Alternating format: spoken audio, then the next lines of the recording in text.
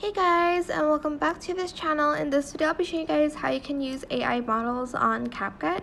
So select expand here in the home page and select AI model. I'm going to then press the plus button. You can also select the models here first to choose from a wide variety of models. I'm just going to use this one. Go to products. I'm going to press the plus button here.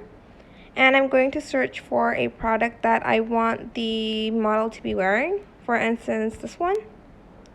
Let's press add here.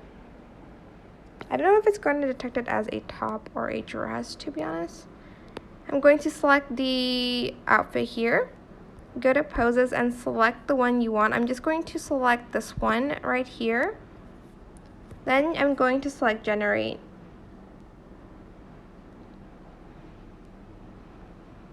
You can choose from a different variety of poses, but I just chose this one.